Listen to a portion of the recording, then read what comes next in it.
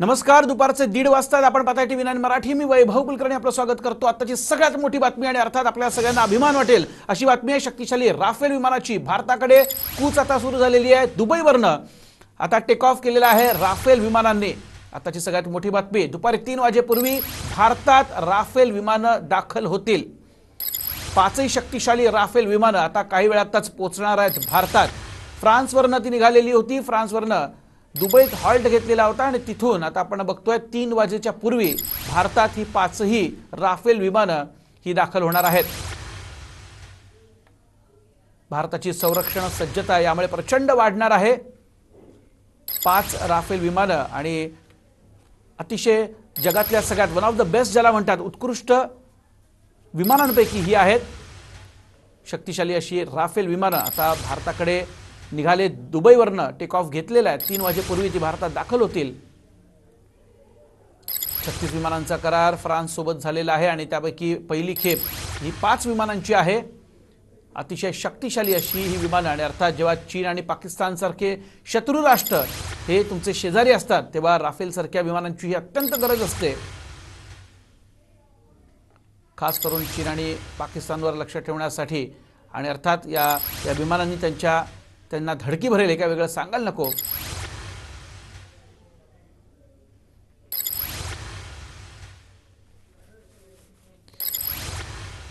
आणि शशिकांत कोपीकरजी आपल्या सोबत आहेत.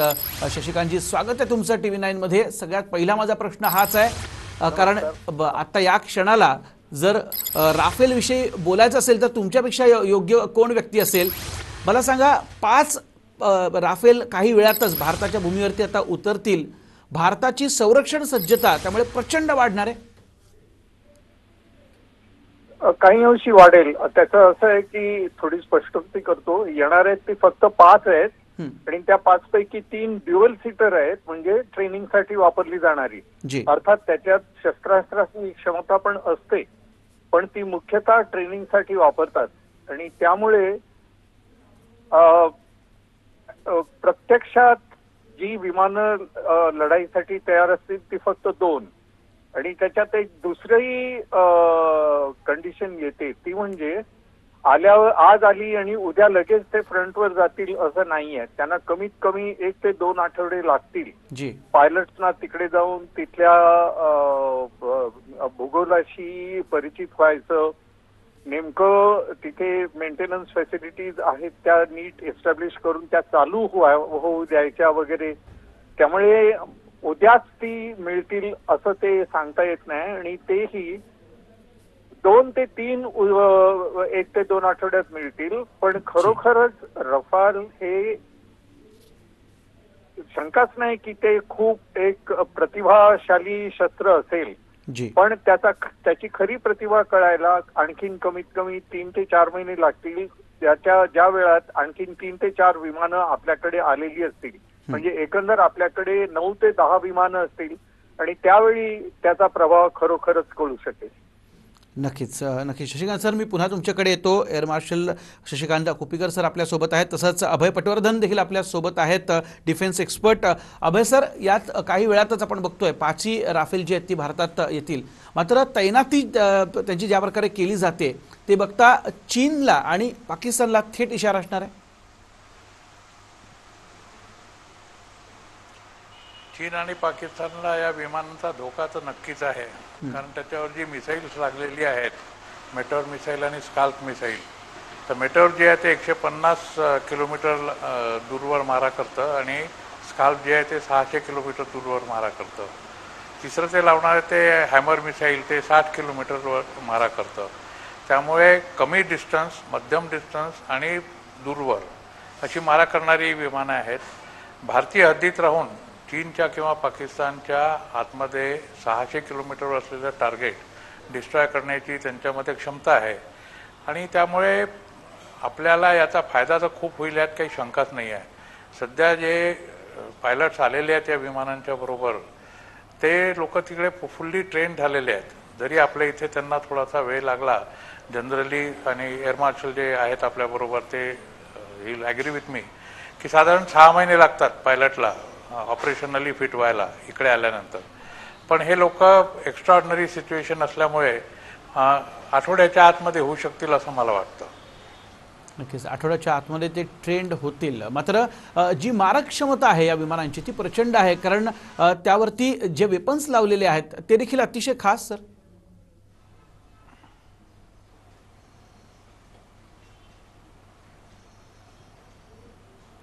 वेपन्स आहेत ते मी जसं मगाशी सांगितलं की मध्यम दुरी, कमी दुरी, मध्यम दुरी आणि लांबची तिन्ही करता त्याच्यामध्ये मिसाईल्स लागलेली आहेत आणि त्याच्यामुळे आपल्याला आपल्या हद्दीत राहून शत्रूच्या विमानांचा किंवा शत्रूच्या टार्गेटचा पूर्णपणे नाश करता येईल आहे.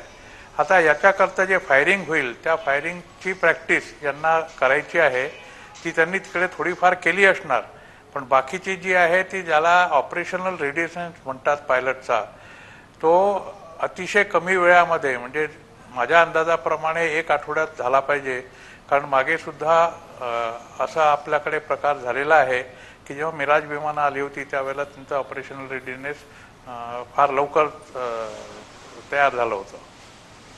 नक्कीच खूप महत्त्वाचे मुद्दे तुम्ही मांडताय. शशिकांत सर देखील आपल्यासोबत आहेत. शशिकांत सर, यात आपण बघितलं की पायलट्सला रेडी होण्यासाठी किंवा ट्रेन होण्यासाठी अजून थोडासा कालावधी जायला लागेल. आता अभय पटवर्धन सर सांगत होते या सगळ्यामध्ये या कालावधीमध्ये कशा प्रकारे त्यांचा वापर केला जाईल, की तैनाती त्यांची जी आहे ती केवळ आणि केवळ सरावासाठी सध्या केली जाईल?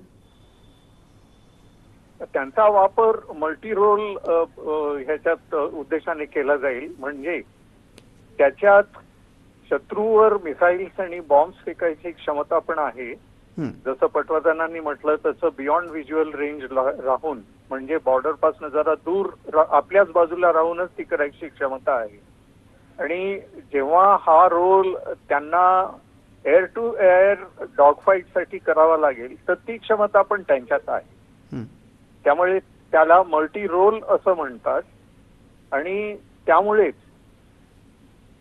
हे एक गेम चेंजिंग वेपन आहे असं सगळेजण म्हणतायत. जे वायुसेनेचे मुख्याध्यक्ष आहेत एअर चीफ मार्शल ते तसं म्हणतायत. आता रिटायर झालेले एअर चीफ मार्शल आहेत ते बिलकुल सार्थ आहे. हे एक मल्टी रोल वेपन आहे. एकच मी ऍड करतो जे पटवर्धनांनी म्हटलं त्याच्यात, की त्यांनी म्हटलेलं की 1 ते 2 आठवड्यात आपल्याला पायलट तयार होऊ शकतील, हे खरं आहे. पण मी आधी म्हटलं तसं त्यातली फक्त 2च single role pure fighter aircraft आहेत. बाकीची 3 ही ट्रेनर्स आहेत जी.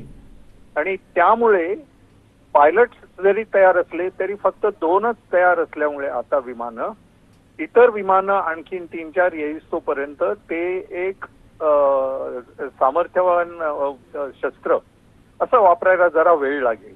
पण त्यांनी म्हटलेलं खरं आहे की 1 ते 2 आठवड्यात हे आत्ता जे आले ते पायलट आणि 2 एअरक्राफ्ट तयार होऊ शकतील, त्यात काही शंकाच नाहीये. बरं, आणखीन एक मला 1 मिनिट द्या आणखीन मांडायला, की बरेच ठिकाणी तुम्ही इतर जे एव्हिएशनचे ब्लॉग आहेत त्याच्यात तुम्ही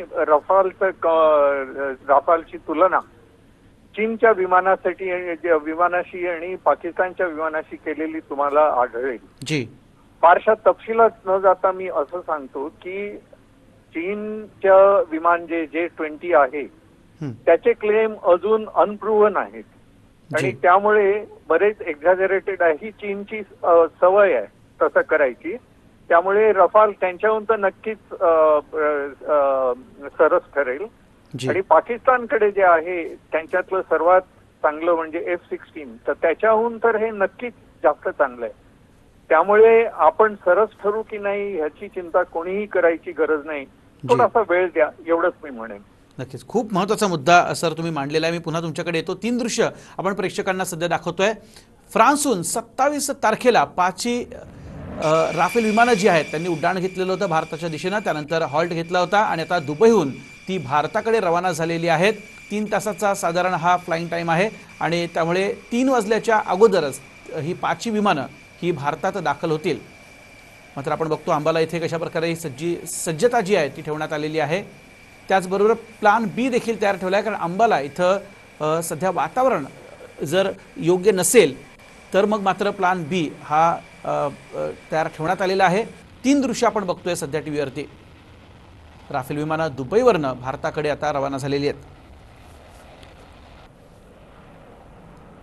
आणि अभय पटवर्धन सर देखील आपल्यासोबत आहेत. अभयजी, अनेक तज्ज्ञांशी बोलल्यानंतर एक गोष्ट लक्षात येते की या सगळ्यात राफेल आणि मिग आणि जगवार या या या तिघांचं कॉम्बिनेशन जे आहे ते भारतासाठी, भारतीय वायुसेनेसाठी अतिशय शक्तिशाली असं येणाऱ्या काळात ठरेल. अगदी बरोबर आहे. MiG-21 तर आता चाललेली आहेत. आपण 21 विमानं अपग्रेड केलेली आहेत. ती काही दिवस चालतील. पण ही विमानं आपण फ्रान्सकडनं का घेतली? कारण आपल्याकडे जगवार विमानं आहेत, आपल्याकडे मिराज विमानं आहेत. यांच्या ऑपरेबिलिटी जी असते ती या विमानांमध्ये खूप जास्त आहे. एकाच प्रकारची जी शस्त्र आहेत ती सगळ्या विमानांवर लागू शकतात. त्यामुळे आपण जी शस्त्र किंवा मिसाईल्स विकत घेऊ ती मिसाईल्स फक्त तशीच होतील की जी सगळ्या विमानांवर लागतात. आपण स्पाइस 2000 घेणार होतो इस्रायलकडनं, पण ते आपण न घेता हॅमर घेतलेलं आहे. कारण हॅमर हे मिराजवरही चालतं, जगवारवरही चालतं आणि रॅफेलवरही चालतं. त्यामुळे जसं सरांनी सांगितलं तसं मल्टी रोल, ओमनी रोल ज्याला म्हणतो आम्ही डिफेन्समध्ये, की हे ओमनी रोल एअरक्राफ्ट आहे. आणि या एअरक्राफ्टला काही प्रॉब्लेमच नाही आहे कुठल्याही याच्यामध्ये. दोन गोष्टी आपण लक्षात ठेवल्या पाहिजे आणि जे सरांनी सांगितलं त्याच्यावर मी 1-2 गोष्टी ॲड करू इच्छितो. नक्कीच सर. की चीनपाशी जे J-20 आहे ते याच्यापेक्षा कमी दर्जाचं आहे तर आहेच, पण चीन आता रशियाकडनं सुखोई 35 घ्यायचा विचार करत आहे, कारण त्याला आपल्या राफेलला काट द्यायची आहे. त्यामुळे हा एक प्रकार जो आहे तो आपण लक्षात ठेवला पाहिजे. आपल्या इथे काही जाणते राजे आहेत ज्यांनी सांगितलं की ही विमानं आल्यामुळे गेम चेंज होणार नाही किंवा they will not be game changer, असं त्यांनी आपल्या मुलाखतीत आज सांगितलेलं आहे. पण त्याच्यावर किती विश्वास ठेवायचा आणि ते किती पोटशिवाळ आहे आणि किती खरं आहे हे प्रेक्षकांनी ठरवायला पाहिजे. नक्कीच अभय सर, खूप महत्त्वाचा मुद्दा तुम्ही उपस्थित केलेला आहे. पुन्हा तुमच्याकडे येतो. डॉक्टर सतीश ढगे सर आपल्यासोबत आहेत, लेफ्टनंट कर्नल आहेत. डॉक्टर सतीश, तुमचं याविषयीचं काय मत आहे? 5 राफेल दाखल होतील काही क्षणातच भारतामध्ये. संरक्षण सज्जता प्रचंड वाढेल त्यांनी. नक्कीच वैभवजी, मी म्हणेल की well begun is half done. कारण आता जसे एक्सपर्ट कडून सुद्धा मी या ठिकाणी ऐकत होतो आणि त्याच्या अनुसार जे आहे खरी परिस्थिती अशी आहे की आपली म्हणजे आपण 2 फ्रंट वॉर ज्याला आपण म्हणतो, म्हणजे पाकिस्तानी चीन या प्रतिकूल प्रतिस्पर्ध्यांना आपण जर कन्सिडर केलं तर त्याच्या अनुषंगानं आपल्याकडे 42 स्क्वॉड्रन त्या ठिकाणी असणं आवश्यक आहे. एका स्क्वॉड्रन मध्ये साधारणतः 16 ते 18 विमानं त्या ठिकाणी असतात. आज घडीला आपल्याकडे 31 स्क्वॉड्रन आहेत आणि या राफेलच्या माध्यमातून आणखीन 2 स्क्वॉड्रन डिसेंबर 2021 पर्यंत जे आहेत आपल्याकडे ऍड होणार आहे. आज घडीला जरी 5 विमानं त्या ठिकाणी येत असली तरी या 5 विमानं आणि येणाऱ्या काळामध्ये 2 स्क्वॉड्रन यानं थोडीशी आपली संख्या वाढणार आहे. आता सुद्धा गॅप त्या ठिकाणी राहणार आहे. हे विमान जे आहे 4.5 जनरेशन आपण ज्याला म्हणतो त्या एअरक्राफ्ट कॅटेगरीमध्ये येतं आणि आता अॅनालिस्टने सुद्धा जसं सांगितलेलं आहे की F-20 असेल किंवा जे आहे चीनकडचं जे आहे त्या ठिकाणचं विमान त्या ठिकाणी J-20 असेल किंवा F-16 असेल यांच्या सुद्धा पलीकडे जाऊन असं सामर्थ्यशाली अशा प्रकारचं हे विमान या ठिकाणी असणार आहे. माझ्या मते हे बाकी सगळे मुद्दे तर आपल्याला माहितच आहे की हे विमान किती आपल्यासाठी फायद्याचं आहे, याच्याशी संबंधित मिसाईल्स किंवा बाकी वेपन्स किती फायद्याचे आहेत. पण माझ्या मते त्याहून सर्वात महत्वाची गोष्ट आहे आपल्याकडे अभिनंदन वर्तमान सारखे वैमानिक आहेत. Man behind the machine is more important असं आपण नेहमी त्या ठिकाणी म्हणतो.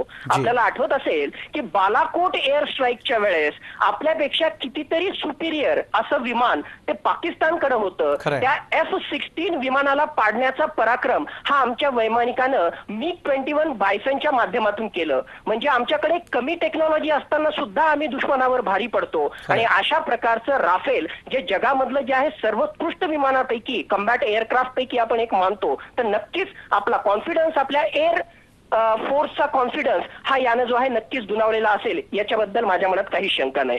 खरं अतिशय महत्त्वाचे मुद्दे डॉक्टर सतीश तुम्ही उपस्थित केलेले आहेत आणि म्हणूनच आपली ताकद प्रचंड वाढणार आहे या राफेलमुळे. एक छोटासा मी ब्रेक घेतोय, कारण काही वेळातच आपण बघतोय दुबईवरनं निघालेली, उड्डाण घेतलेली राफेल ही भारतीय सीमेतनं आत येतील आणि त्यानंतर इथं ती लँड करतील. सगळेजण आपण वाट बघतोय. छोटासा ब्रेक घेतो, लगेच परततोय. आणि ब्रेक नंतर स्वागत. आताची सगळ्यात मोठी बातमी आपण बघतोय. भारतीय हवाई क्षेत्रात आता आपली राफेल पोहोचलेली आहेत. आताची सगळ्यात मोठी बातमी आपण बघतोय.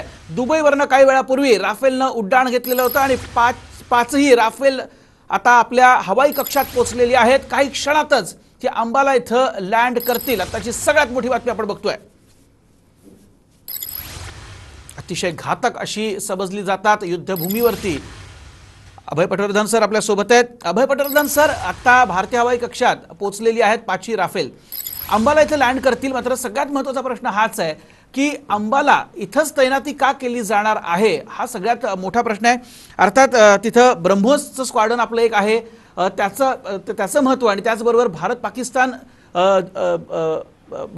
आणि चीन हा जो त्रिकोण आहे, म्हणजे चीन आणि पाकिस्तानची बॉर्डर देखील तिथून जवळ आहे आणि म्हणूनच अंबाला निवडलंय.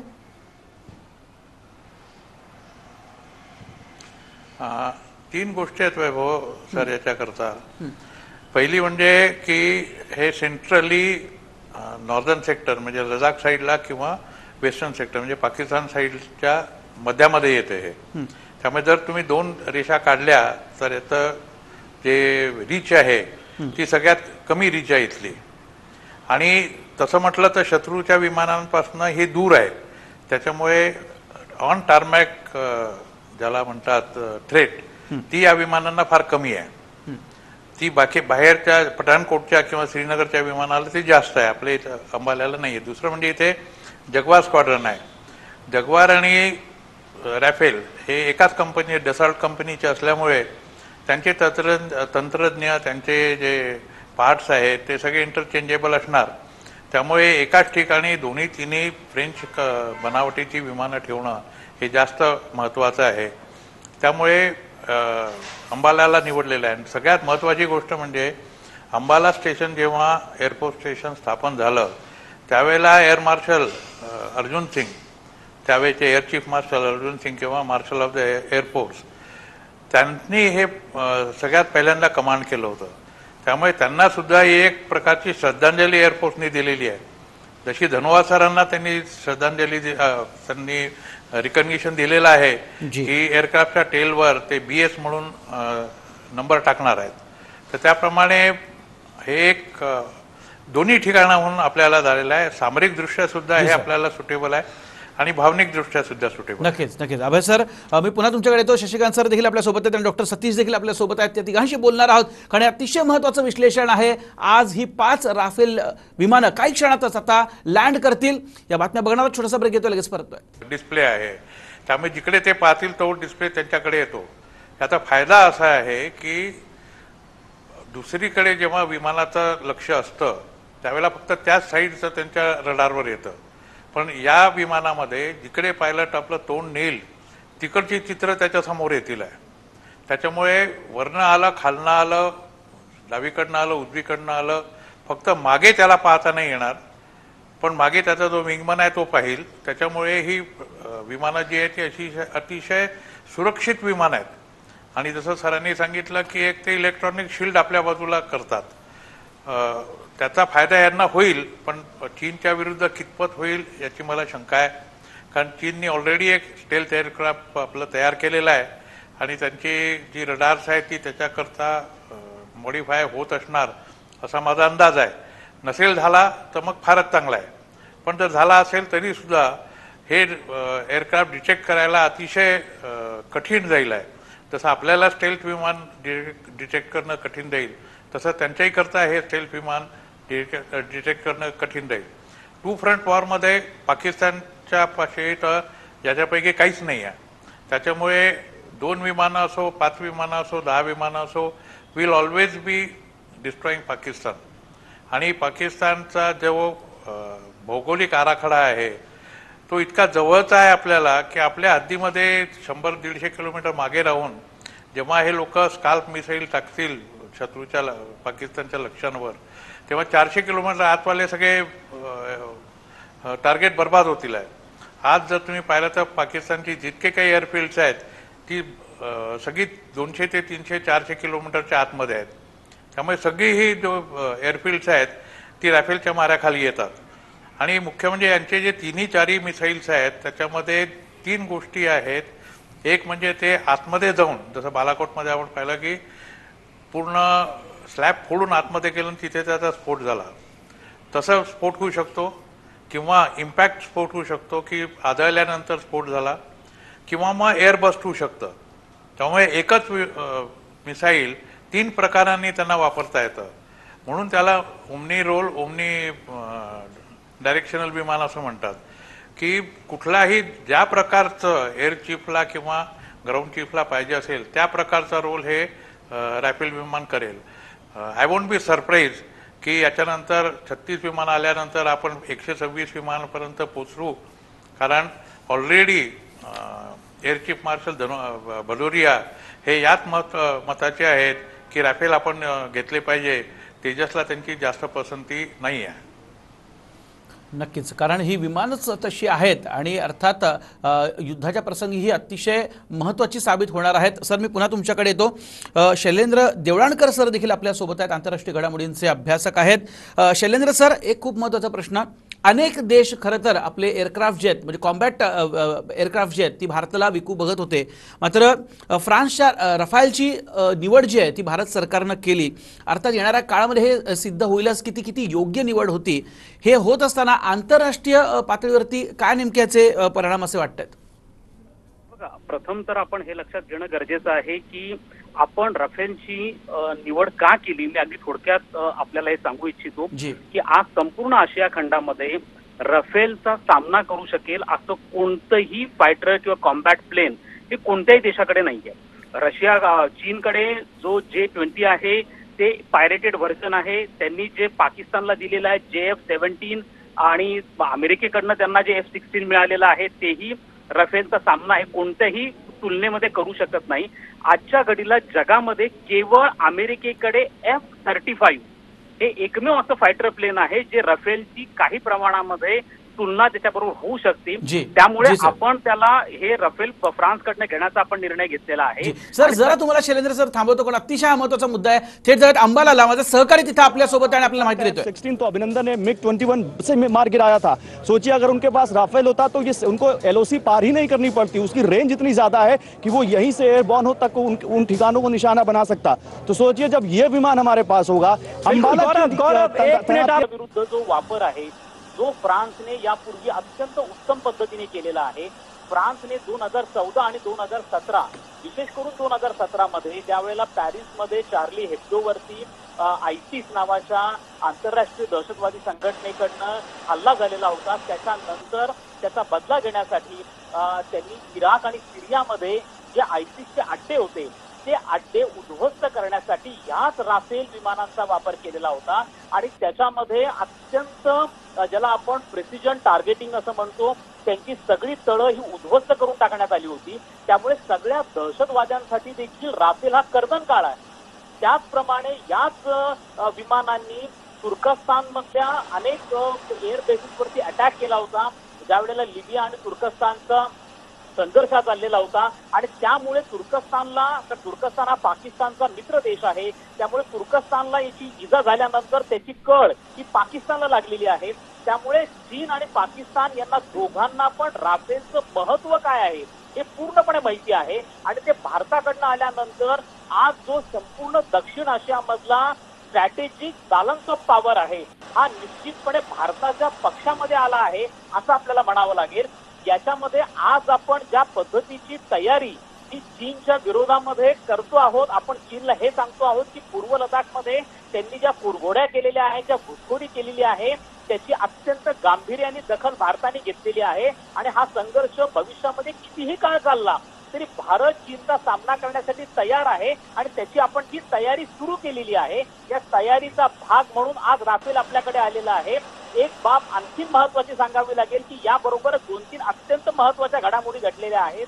दुसरं म्हणजे आपल्याला जसं राफेल आता फ्रान्सकडनं मिळतं आहे, वेळेत मिळतं आहे, त्याचप्रमाणे S-400 ही जी अँटी बॅलिस्टिक मिसाईल सिस्टम आहे जी आपल्याला रशियाकडनं मिळणार आहे.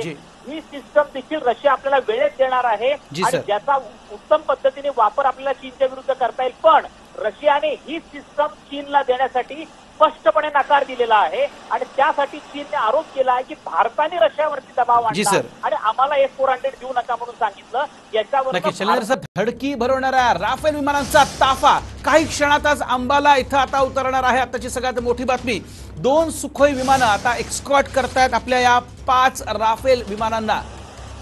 आताची मोठी बातमी बघतो आणि सगळी एक्सक्लुझिव्ह दृश्य आहेत TV9च्या प्रेक्षकांसाठी.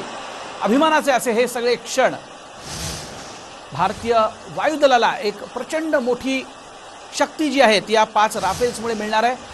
खास करून जेव्हा चीन आणि पाकिस्तानसारखे कुरापतीखोर शत्रू असतात तेव्हा अशा प्रकारचे वेपन्स, अशा प्रकारचे कॉम्बॅट एअरक्राफ्ट हे आपल्या हातात असणं अत्यंत गरजेचं असतं। दहशतवाद्यांचा कर्दन काळ ठरतील येणाऱ्या काळात ही 5ही राफेल विमानं, मध्ये 5 राफेल आणि 2 सुखोई आपण बघतोय। सुखोई विमानांकडून आता एक्सकॉर्ट केलं जातंय। काही क्षणातच अंबाला एअरबेसवरती राफेल विमानं उतरणार आहेत। अगदी काही क्षणांचा आता अवधी। माझ्यासोबत विविध एक्सपर्ट्स आहेत। अभय पटवर्धन सर आहेत, शशिकांत कोपीकर सर आहेत, डॉक्टर सतीश ढगे सर आहेत आणि शैलेंद्र देवळाणकर सर आपल्यासोबत आहेत।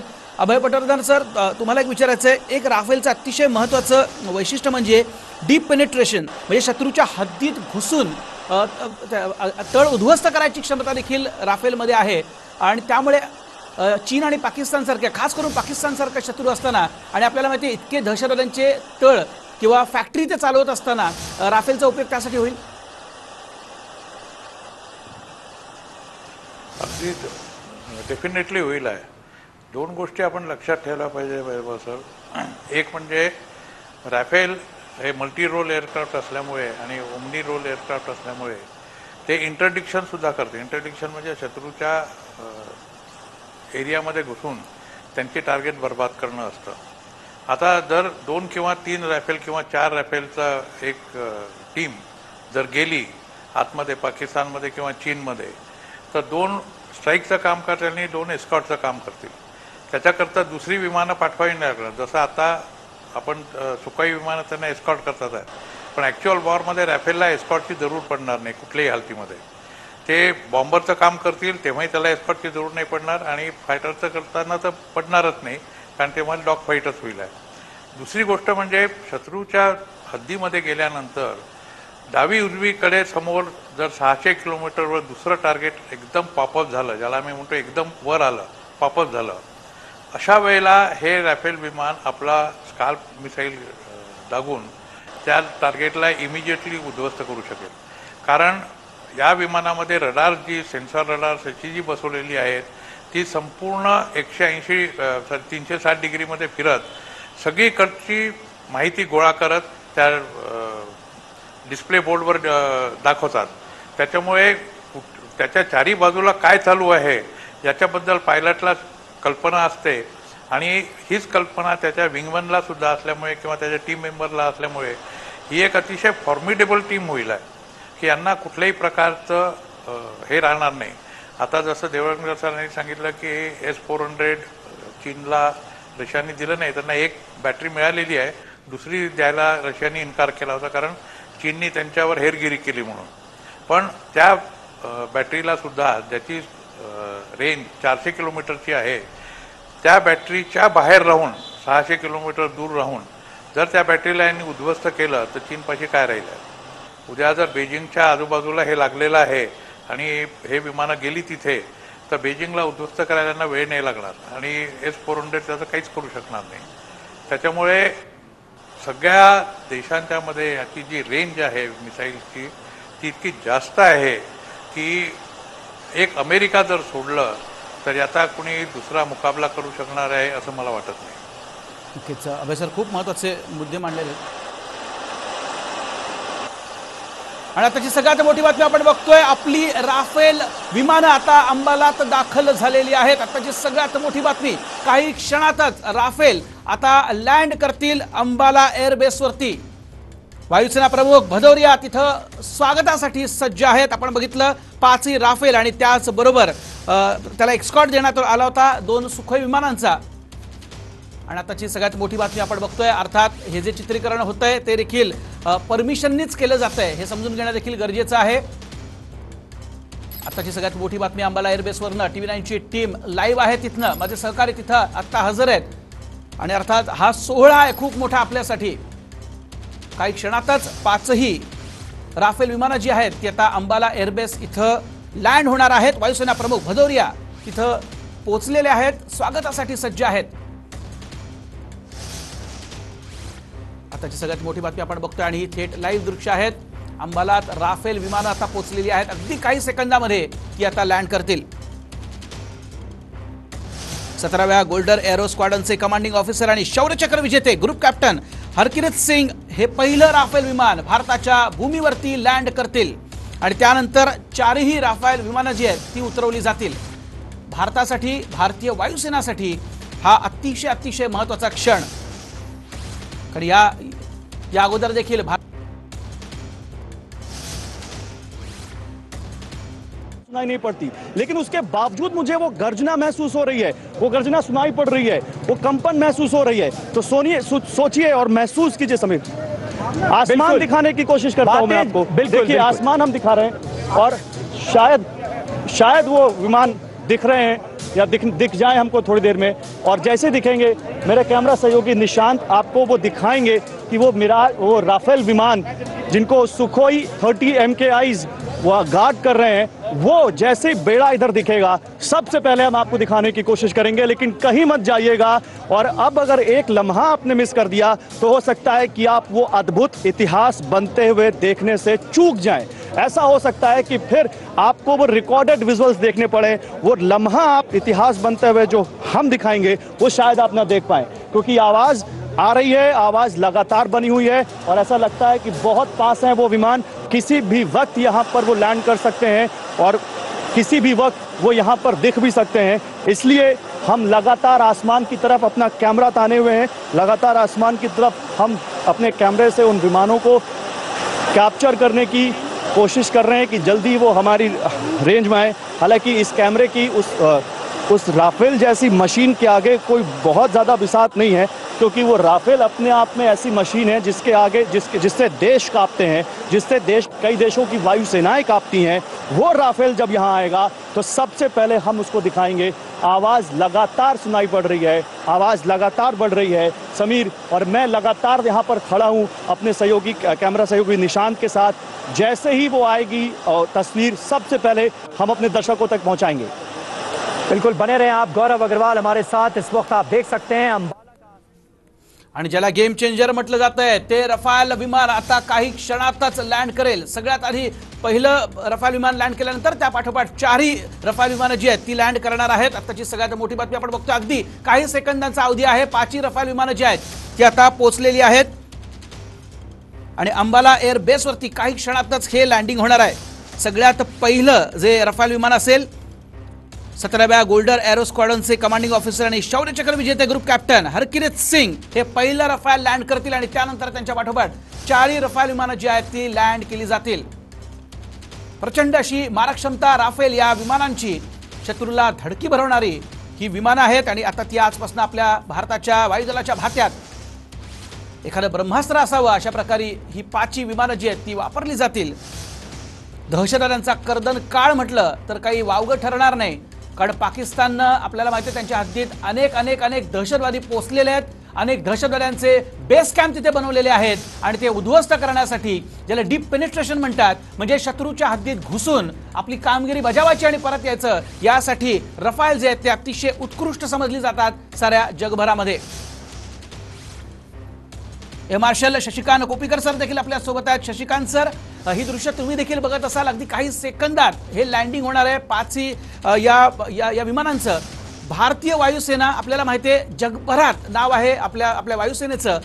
पायलट्स किती उत्कृष्ट आहेत आपल्याकडे हे वारंवार आपण सिद्ध केलेलं आहे. भारतीय वायुसेनेसाठी देखील अतिशय महत्त्वाचे क्षण आणि इतिहास आहे. हो, अतिशय महत्त्वाचे क्षण नक्कीच आहे. कारण ह्यापुढे आपलं काय किंवा शत्रूला काय आपले डावपेच बदलावे लागतील आणि त्याच्यात रफालची क्षमता त्यात मोजावी लागेल त्यांना. आणि त्यामुळे ज्या प्रकारे ते MiG-21 किंवा जगॉरचा प्रतिकार करू इच्छितात त्याच प्रकारे रफालचा प्रतिकार ते करू शकणार नाहीत. त्याच्यासाठी त्यांना नव्या युक्त्या शोधून काढाव्या लागतील. हा एक प्रेशर तर असेलच, पण तरीही रफालची क्षमता अशी आहे की त्यामुळे हिंदीत म्हणतात तसं दाल गलेगी नाही असं. उनकी दाल गलेगी नाही, खरंच आहे. आणि म्हणूनच शत्रूच्या छाती धडकी भरलेली असेल ही सगळी दृश्य बघून, कारण अद्भुत अशी सगळी दृश्य आहेत भारतीयांसाठी, प्रत्येक भारतीयासाठी अभिमानास्पद अशी ही बाब आपण बघतोय. 5 रफाल आपले एअरक्राफ्ट काही क्षणातच आता अंबाला एअरबेस इथं लँड करणार आहेत. 2 दृश्य आपण बघतोय. डावीकडची आकाशात शक्तिशाली रफाल जेव्हा भारतीय हद्दीत त्यांनी प्रवेश केला तेव्हाची दृश्य आहेत. सुखोई 30 या 2 एअरक्राफ्टनी त्यांना एक्स्कॉर्ट केलं आणि आता हा ताफा अंबाला इथं पोहोचलेला आहे. अगदी काही सेकंदात ही 5 रफाल एअरक्राफ्ट जी आहेत ती आता लँड करणार आहेत. अर्थात अभिमानास्पद गोष्ट म्हणजे शौर्यचक्र विजेते ग्रुप कॅप्टन हरकिरत सिंग पहिलं रफाल जे ते भारताच्या भूमीवरती लँड करतील. अतिशय पराक्रमी असा हा पायलट आहे, कारण एक काळ होता त्याच्या मिगला आग लागलेली असताना देखील त्यांनी सुखरूपरित्या हे मिग खाली उतरवलं होतं आणि त्यानंतर त्यांना शौर्यचक्र देखील देण्यात आलेलं होतं. पराक्रमी असा हा पायलट आणि तोच सारथ्य करतोय या आपल्या पहिल्या रफालचं आणि हे देखील अतिशय वैशिष्ट्यपूर्ण असं आहे. 2 दृश्य टीव्हीच्या प्रेक्षकांसाठी. एक म्हणजे आकाशात शक्तिशाली रफाल जेव्हा भारतीय हवाई कक्षेत त्यांनी प्रवेश केला तेव्हा सुखोई 30 आपली 2 एअरक्राफ्ट त्यांना एक्स्कॉर्ट करून घेऊन येतात आणि दुसरी दृश्य आहेत टीव्ही9ची टीम आता अंबाला एअरबेसवरती तिथं हजर आहे आणि क्षणाक्षणाची बातमी आम्ही आपल्यापर्यंत पोहोचवतोय, कारण आम्हाला माहिती आहे सगळे प्रेक्षक आपले खरे देशभक्त आहेत आणि आत्ता या क्षणाला प्रत्येक देशभक्तासाठी हे अगदी महत्त्वाचे क्षण आहेत. आणि व्हिज्युअल कन्फर्मेशन आपण समोर बघतोय कशा प्रकारे आता 5 रफाल जी आहेत राफेल विमानं ही आता पोहोचलेली आहेत अंबालामध्ये. प्रत्येक भारतीयासाठी अभिमानाची अशी ही बाब, प्रत्येक भारतीयासाठी अतिशय अभिमानास्पद असे क्षण आपण बघतोय. या साऱ्या एरियावरती हेलिकॉप्टरच्या माध्यमातून देखील नजर ठेवली जाते. ड्रोनला बंदी घालण्यात आलेली आहे. अनेक 144 कलम लागू केलेला आहे. कडेकोट अशी सुरक्षा व्यवस्था सध्या अंबाला एअरबेसच्या आजूबाजूला ठेवण्यात आलेली आहे. कुठची अप्रिय घटना घडू नये यासाठी प्रचंड असा बंदोबस्त सध्या ठेवण्यात आलेला आहे, कारण भारतासाठी ऐतिहासिक असे हे सगळे क्षण. गिरट्या घालणारे हेलिकॉप्टर्स आपण आजूबाजूला बघतोय, कारण या हेलिकॉप्टर्सच्या माध्यमातून आजूबाजूला नजर ठेवली जाते. मात्र ही दृश्य जशी प्रत्येक सच्च्या भारतीयासाठी अभिमानास्पद अशी आहेत तशीच ती शत्रूच्या मनात धडकी भरवणारी आहेत. मग तो पाकिस्तान असेल किंवा तो चीन असेल, त्यांच्याकडे देखील रफालच्या तोडीचं कुठचंही कॉम्बॅट एअरक्राफ्ट आज नाही. हे अत्यंत महत्त्वाचं आहे. डॉक्टर सतीश ढगे सर देखील आपल्या सोबत आहेत. डॉक्टर सतीश सर, तुमची उत्कंठा देखील तशीच शिगेला पोचलेली असेल जशी प्रत्येक सच्च्या भारतीयाची पोचलेली आहे. बिलकुल 135 करोड जनता आणि जसं तुम्ही म्हटले की प्रत्येक जो भारतीय आहे तो मनामधून देशप्रेमी आहे आणि आजच्या परिस्थितीमध्ये म्हणजे कुठल्याही परिस्थितीमध्ये जे आहे आपल्या सैन्य दलाविषयी आर्मी, नेव्ही आणि एअरफोर्स यांच्याविषयी तर जे आहे मनामध्ये जो आहे त्यांच्याविषयी विश्वास आहे आणि त्यांच्याविषयी आदर हा प्रत्येक भारतीयाच्या मनात आहेच आहे. पण ज्या वेळेस आपल्या नर्दर्न बाउंड्रीजवर आणि वेस्टर्न बाउंड्रीजवर पश्चिमेवर आणि उत्तरी सीमांवर अशा प्रकारची जी आहे परिस्थिती निर्माण झालेली आहे आणि त्यावेळेस आतापर्यंत टेक्नॉलॉजिकली म्हणा कुठेतरी तंत्रज्ञानाच्या दृष्टिकोनातून आपण कुठेतरी मागे आहोत अशी आपली मनामध्ये जी भावना होती ती कुठेतरी जी आहे आता मागे त्या ठिकाणी फेकली जाते आणि अशा प्रकारच्या विमानाच्या माध्यमातून नक्कीच आपल्या भारतीयांमध्ये एअरफोर्समध्ये तर आहेच आहे पण भारतीयामध्ये सुद्धा जो आहे एक अभिमान आणि एक कॉन्फिडन्स जो आहे तो या ठिकाणी निर्माण होणार आहे आणि ही फक्त सुरुवात असावी असं मला या ठिकाणी वाटतं. कारण याहून महत्वाचं जे आहे जसं मी सांगितलं की आपली गरज जी आहे 2 फ्रंट वॉरसाठी 42 स्क्वॉड्रनची आहे. आज घडीला साधारणतः 31 स्क्वॉड्रन आहे. तर हा गॅप आपल्याला भरायचा आहे. त्याहून महत्वाचं हे आता इम्पोर्ट जे आहे आज घडीला फ्रान्स आपल्याला हे देत आहे. या कंत्राटानुसार जे आहे फ्रान्स आपल्याला वेगवेगळ्या प्रकारचे त्याच्याशी संबंधित स्पेअर पार्ट सुद्धा देणार आहे आणि जर काही त्यामध्ये अपडेट त्या ठिकाणी झाले तर ते अपडेट झालेलं मॉडिफाईड ज्या गोष्टी आहेत त्या सुद्धा आपल्याला मिळणार आहेत.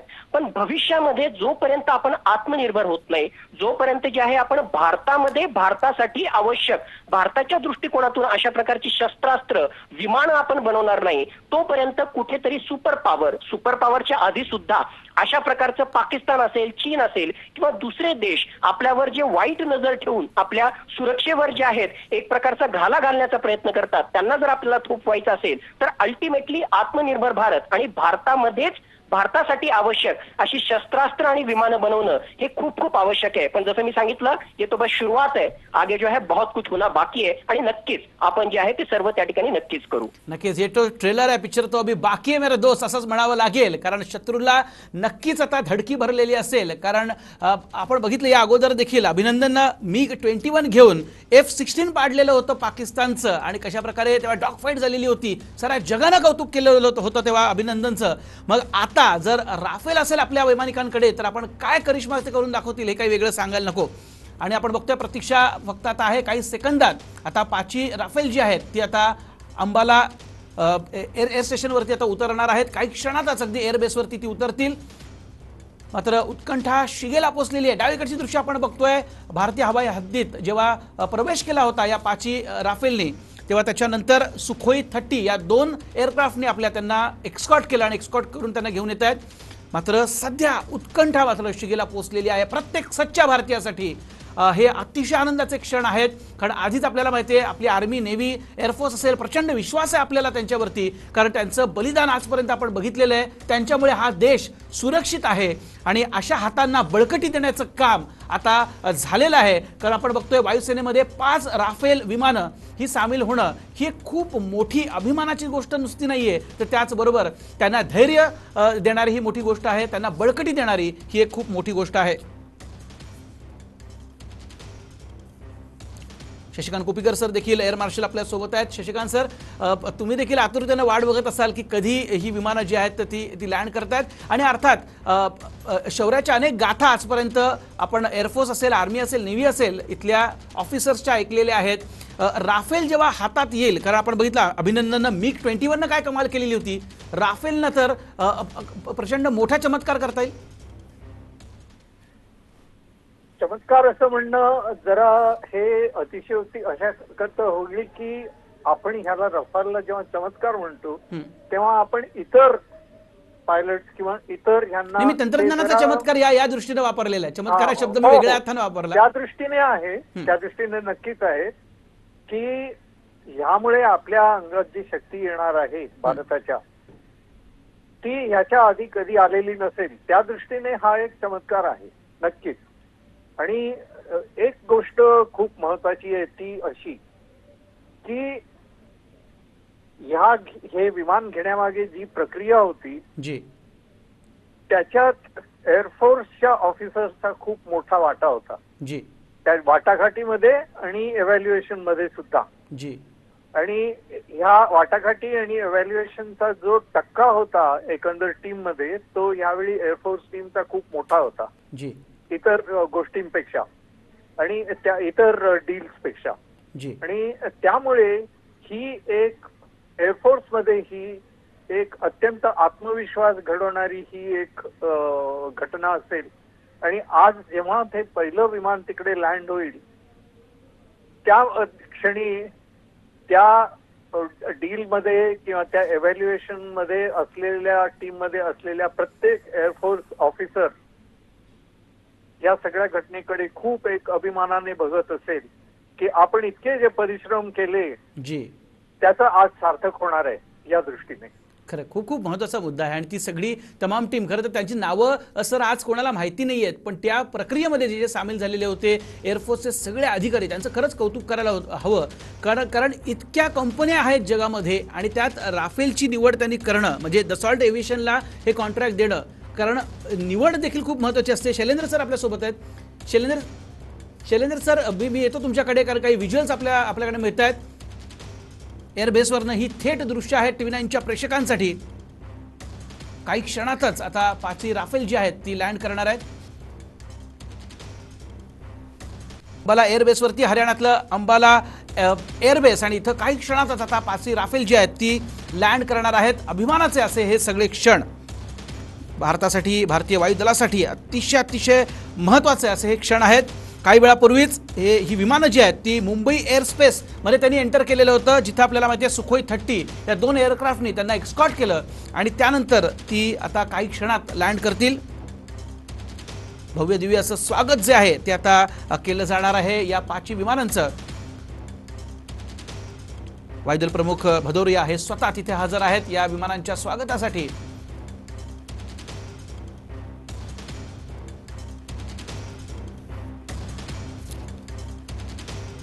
शैलेंद्र सर आपल्या सोबत आहेत. शैलेंद्र सर, ही सगळी दृश्य आपण बघतोय, उत्कंठा सगळ्यांची शिगेला पोचलेली आहे. मात्र बदलता भारत असं म्हणावं, कारण आपण बघितलं की गेल्या काही दिवसांमध्ये मग आर्मीसाठी असेल, नेव्हीसाठी असेल, एअरफोर्ससाठी असेल, प्रचंड प्रमाणात शस्त्रास्त्र खरेदी जी आहे ती सुरू केलेली आहे आपण. त्यामुळे हा बदलत्या भारताचं चित्र आहे. हे नक्कीच बदलत्या भारताचं चित्र आहे. जर आपण एकूणच डिफेन्स बजेटच्या दृष्टिकोनातून जागतिक पातळीवरती विचार केला तर भारताचा 3रा क्रमांक येतो. पहिला अमेरिका आहे जो डिफेन्सवरती एवढा खर्च करणारा आहे, दुसरा चीन येतो आणि त्याच्या खालोखाल हा भारताचा नंबर येतो. परंतु जर तुम्ही आता आर्म्स इम्पोर्ट म्हणजे शस्त्रास्त्र आयात करण्याच्या दृष्टिकोनातून आशिया खंडाचा विचार केला तर भारत हा नंबर 1 ला येतो आहे.